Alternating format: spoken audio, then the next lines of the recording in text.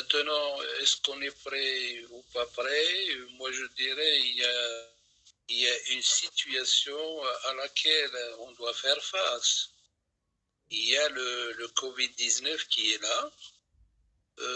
Soit on lui fait face et on agit en conséquence, que ce soit du point de vue situation économique ou bien scolaire, rentrée sociale, ou bien on abandonne.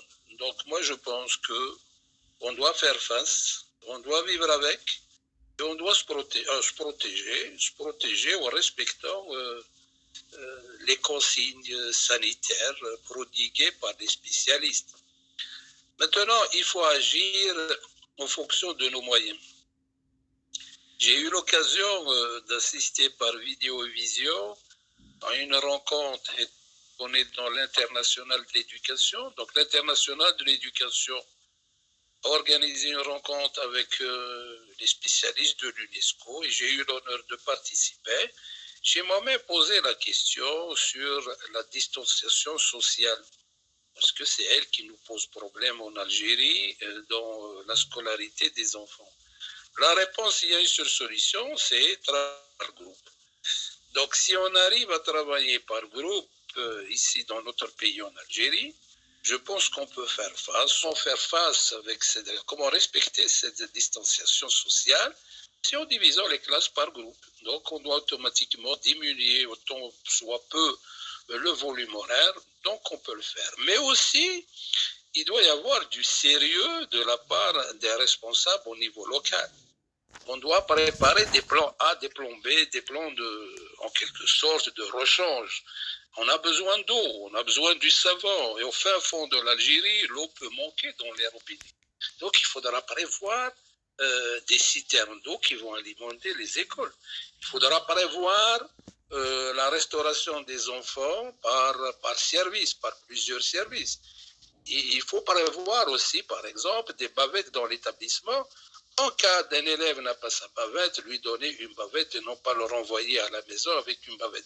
C'est tout ce sérieux qui doit être au niveau des établissements pour faire face. Pour peu que ces petits moyens existent, moi je pense qu'on peut faire face et dépasser cette crise sanitaire qui est très lourde à travers la planète. Et moi je dirais pour notre pays, on a à faire une rentrée sociale et scolaire très difficile. Moi, je la compare peut-être plus à celle juste qui est venue après l'indépendance, 62-63.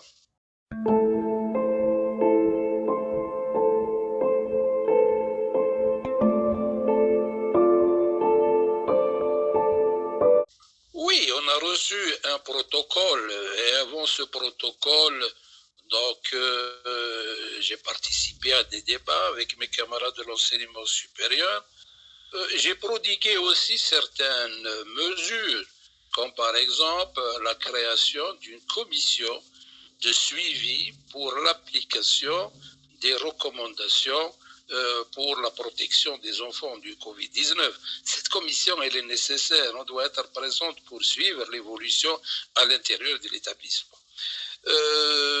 Oui, le protocole proposé par le ministère de l'Éducation, il ne diffère pas des autres mesures, mais ajouté, moi j'insiste sur le sérieux de la chose, sur la négation des responsables à appliquer strictement ces mesures. Si on veille à l'application de ces mesures, on peut s'en sortir. Mais s'il y a une lassitude, s'il y a un laisser-aller, s'il y a une incompétence, on risque de la payer lourdement. J'ai aussi proposé, en dehors de ce qu'a proposé le ministère de l'Éducation, de tenir compte de la cartographie de la wilaya en ce qui concerne la maladie pour lorsqu'on dit les élèves de première AS dans les lycées et les premières AM on doit les dispatcher en fonction de la provenance dont ils viennent. En cas où dans la petite région au niveau de la wilaya, il y a recrudescence de la pandémie, donc facilement on peut isoler, on peut faire face.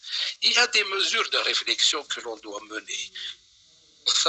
Doit être responsable au sens large, en valeur absolue, pour faire face à des situations qui se présentent et non pas rentrer dans la monotonie de la signature des PV uniquement. Donc c'est maintenant plus ou jamais où on peut constater qui est responsable et qui n'est pas responsable, si j'ose bien dire. Donc le protocole, il est là, mais il faut du sérieux pour son application sur le terrain.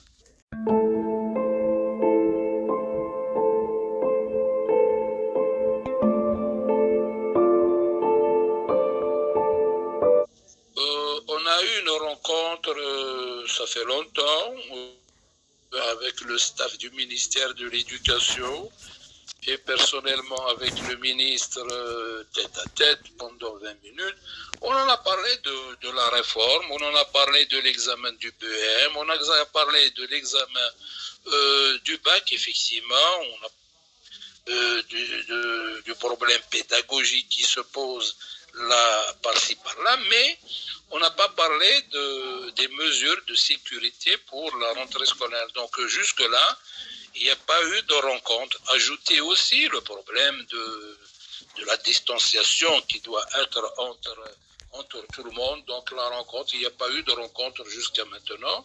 Et il faut dire aussi qu'on est bousculé un peu par le calendrier des examens, le BEG qui sera dans quelques jours, et juste après le bac. Donc je pense, s'il y a rencontre, ce sera bien après les examens.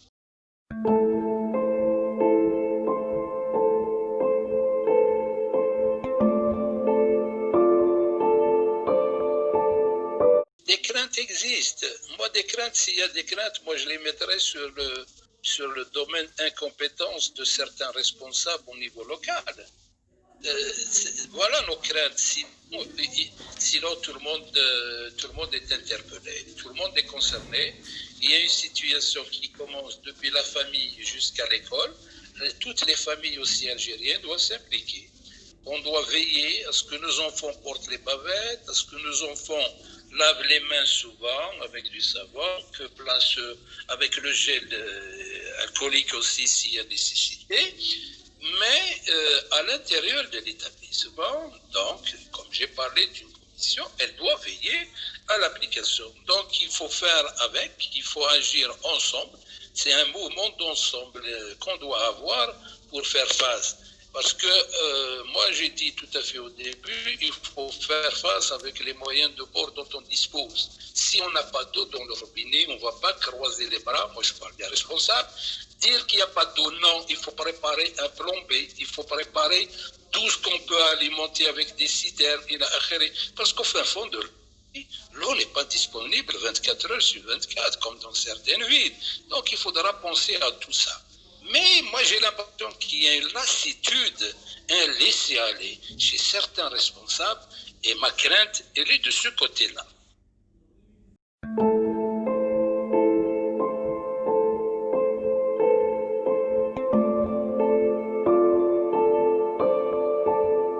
Malheureusement, pas seulement touché, mais décédé. Et je profite pour avoir une pieuse pensée à ce que nous avons perdu. On a perdu un élément à Grerem, dans la wilaya de Mila. On a eu un membre du bureau à Adrar qui était contaminé, lui et toute sa famille, à 6. Son père, sa mère, heureusement, ses enfants, ils étaient en vacances, et sa femme, sa soeur, ses enfants. Et Dieu merci, ils sont guéris. Oui, donc on a eu des cas, effectivement. Donc, contrairement, et là je profite, parce qu'il y a une certaine mentalité, malheureusement, qui circule au sein de notre société, que le Covid n'existe pas, pour leur dire qu'il est là, qu'il faut faire face, il faut faire attention, il risque de tuer. On risque, des gens risquent de mourir comme ils sont morts en Italie, en France et ailleurs.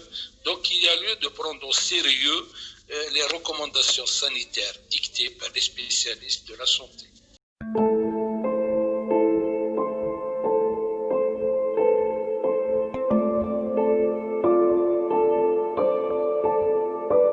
Ah voilà, c'est le problème. C'est le problème très important parce que les petits-enfants, d'après les spécialistes, ils sont des porteurs sains. Ils peuvent être porteurs du virus et non pas avoir des symptômes du Covid-19, mais peuvent contaminer leurs parents. Donc il y a lieu, il y a nécessité aussi de les protéger avec des masques. Et c'est pour cela qu'un bon bain, un petit enfant, il a besoin de quelqu'un à côté de lui. Et c'est pour cela que j'ai parlé, chose dont on n'a pas parlé, le ministère de l'Éducation, d'une commission.